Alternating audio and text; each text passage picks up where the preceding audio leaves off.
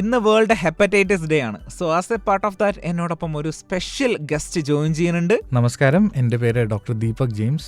ഞാൻ Chengannur KM Cherian institute of medical സയൻസസിലെ ഗാസ്ട്രോഎൻട്രോളജിസ്റ്റായി വർക്ക് ചെയ്യുന്നു. ഡോക്ടറെ, എന്താണ് ഈ ഹെപ്പറ്റൈറ്റിസ്? ഹെപ്പറ്റൈറ്റിസ് എന്ന് പറഞ്ഞാൽ നമ്മൾ മെഡിസിനിൽ വളരെ കോമൺ ആയിട്ട് യൂസ് ചെയ്യുന്ന ഒരു വാക്കുണ്ട്, ഇൻഫ്ലമേഷൻ എന്ന് പറയുന്നത്. ഞാനിങ്ങനെ ഇൻഫ്ലമേഷൻ എന്താണ് നമ്മൾ പറഞ്ഞ് മനസ്സിലാക്കി കൊടുക്കാന്ന് വെച്ചപ്പോൾ അതിലൊരു വാക്കുണ്ട്, കോശജ്വലനം എന്ന് പറഞ്ഞ. ആ വാക്ക് കുറച്ച് എനിക്ക് വളരെ പ്രസക്തമായിട്ട് തോന്നി. അതായത് കോശത്തിന്റെ ലെവലിൽ നടക്കുന്ന എരിയുന്ന ഒരു തീയാണ്. അതായത് അവിടെ ചൂടുണ്ട്, അവിടെ എരിഞ്ഞുകൊണ്ടിരിക്കുകയാണ്.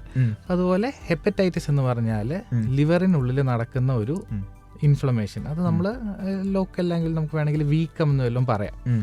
സോ ഹെപ്പറ്റൈറ്റിസ് എന്ന് പറഞ്ഞാൽ കരളിന് വീക്കം സംഭവിക്കുന്ന ഒരു കണ്ടീഷനാണ്. ഇതിൽ പല കാരണങ്ങൾ കൊണ്ട് നടക്കാം, പല വേഗത്തിൽ നടക്കാം, പല തീവ്രതയിൽ നടക്കാം. നമുക്ക് വരാൻ സാധ്യതയുള്ള രോഗലക്ഷണങ്ങൾ എന്ത് കാരണം കൊണ്ടാണെന്നും എന്ത് സ്പീഡിലാണ് നടക്കുന്നതെന്നും എന്തോരം ലിവറിനെ അഫക്റ്റ് ചെയ്തിട്ടുണ്ടെന്നും അനുസരിച്ചിരിക്കും. ഡോക്ടറെ, നമുക്കെല്ലാവർക്കും അറിയാവുന്ന പോലെ ഇന്ന് വേൾഡ് ഹെപ്പറ്റൈറ്റിസ് ഡേ ആണ്. സോ ആക്ച്വലി എന്താണ് ഈ വേൾഡ് ഹെപ്പറ്റൈറ്റിസ് ഡേ? നമ്മുടെ ലോകാരോഗ്യ സംഘടന പറയുന്നത് പോലെ നമ്മുടെ പൊതുജന ആരോഗ്യ സംരക്ഷണത്തിനായിട്ട് പല ഹെൽത്ത് ഡേയ്സ് നമ്മൾ ആചരിക്കുന്നുണ്ട്. അത് നമ്മൾക്കൊരു ചെറിയ റിമൈൻഡർ ആയിട്ട്, നമ്മൾക്കൊരു ചെറിയൊരു ബൂസ്റ്ററായിട്ട്, അങ്ങനെയൊക്കെ. അതുപോലെ ജൂലൈ 28 ലോകാരോഗ്യ സംഘടന പറയുന്ന പോലെ നമ്മൾ വേൾഡ് ഹെപ്പറ്റൈറ്റിസ് ഡേ എന്ന ദിനം ആചരിക്കുന്നത്. ഈ വർഷത്തെ വേൾഡ് ഹെപ്പറ്റൈറ്റിസ് ഡേക്ക് എന്തെങ്കിലും തീമൊക്കെ ഉണ്ടോ? ഈ 2025 വേൾഡ് ഹെപ്പറ്റൈറ്റിസ് ഡേയിൽ നമ്മുടെ തീം എന്ന് പറയുന്നത് let us break it down, get the facts, take action എന്നീ 3 ചെറിയ ചെറിയ സെന്റൻസസിലെ ഒരു സ്ലോഗൻസിലാണ് അവർ സമ്മറൈസ് ചെയ്തേക്കുന്നത്. So basically let us break it down എന്ന് വെച്ചാൽ നമ്മൾ ഹെപ്പറ്റൈറ്റിസ് നമ്മുടെ ചുറ്റുമുള്ള അതിൻ്റെ ഒരു പ്രെവലൻസ്, അതായത് അതിൻ്റെ ആർക്കൊക്കെ ഹെപ്പറ്റൈറ്റിസ് വരുന്നു, എത്ര പേര് ഹെപ്പറ്റൈറ്റിസ് കൊണ്ട് ജീവിക്കേണ്ട വരുന്നുണ്ട് എന്നുള്ളൊരു കാര്യത്തിനൊരു അന്ത്യം വരുത്താൻ വേണ്ടിയിട്ടാണ്.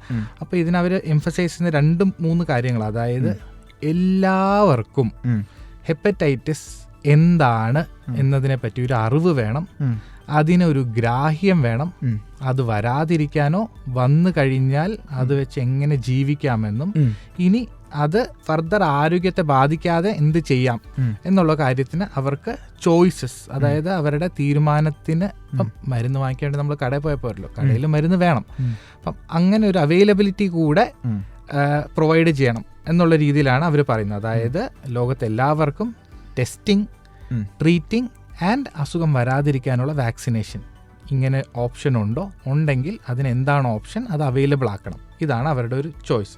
ഡോക്ടർ, അങ്ങനെയാണെന്നുണ്ടെങ്കിൽ ഇൻ കേസ് ഒരാൾക്ക് ഹെപ്പറ്റൈറ്റിസ് വന്നു കഴിഞ്ഞാൽ അത് ക്യൂറബിൾ ആണോ?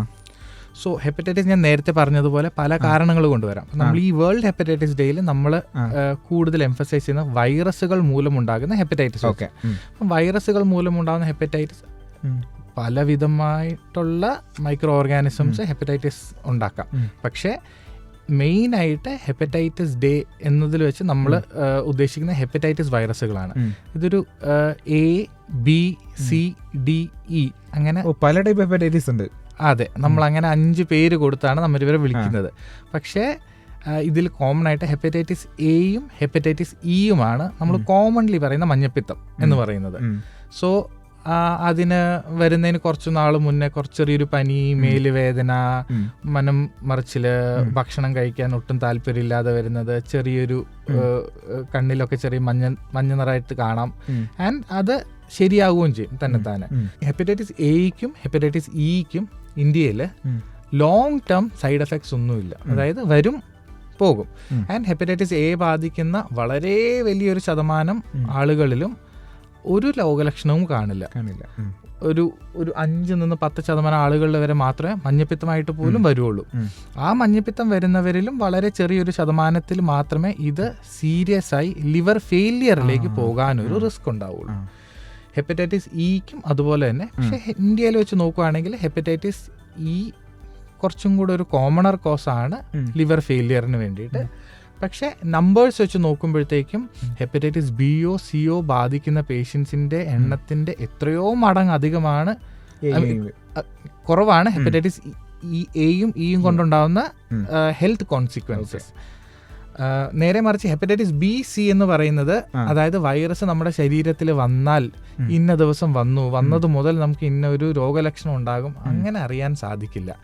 സോ ഈ വൈറസിന്റെ ഇൻക്യുബേഷൻ പീരീഡ് എന്ന് പറയും. വൈറസ് നമ്മുടെ ശരീരത്തിൽ ആദ്യമായിട്ട് വന്ന് രോഗത്തിന്റെ ആദ്യ രോഗലക്ഷണം കാണുന്നതിനിടയിലുള്ള സമയം. സോ ഹെപ്പറ്റൈറ്റിസ് ബിക്കും സിക്കും ഇത് വളരെ കൂടുതലാണ്, 6 മാസം വരെയും എടുക്കാം. അപ്പോൾ ഇവന്മാരിൽ ആരാണ് ഏറ്റവും വലിയ വില്ലൻ? അങ്ങനെ ചോദിച്ചാൽ ഇപ്പം ഇവർ വേൾഡ് ഹെപ്പറ്റൈറ്റിസ് ഡേക്ക് ആയിട്ട് പറയുമ്പോഴത്തേക്കും hepatitis virus is A second deadliest virus എന്നാണ് പറയുന്നത്.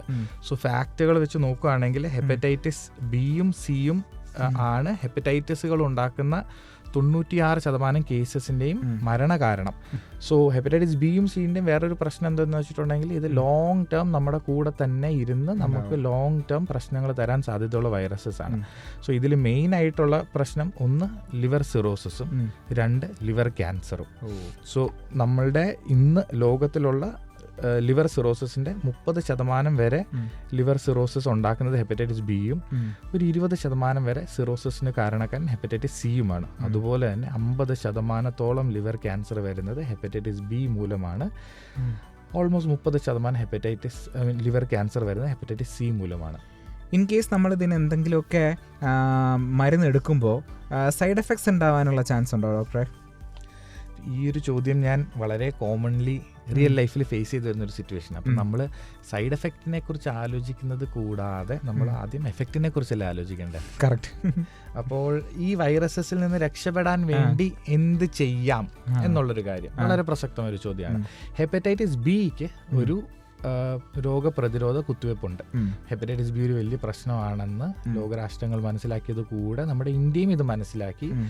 ഇത് 2008-2011 മുതൽ നമ്മളുടെ യൂണിവേഴ്സൽ ഇമ്മ്യൂണൈസേഷൻ സ്കീമിൽ ഹെപ്പറ്റൈറ്റിസ് ബി വാക്സിൻ ജനിക്കുന്ന എല്ലാ നവജാത ശിശുക്കൾക്കും കൊടുക്കുന്നുണ്ട്.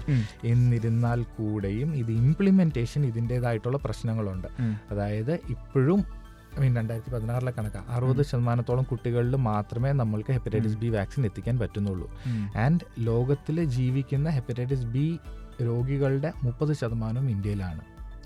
ഇന്ത്യയിലാണ് കൂടുതൽ അല്ലേ? യെസ്, ഇന്ത്യയിലും സൗത്ത് ഈസ്റ്റ് ഏഷ്യ റീജിയനിൽ ഇന്ത്യയിൽ അത് ഓൾമോസ്റ്റ് 30%-ഓളം ഉണ്ട്.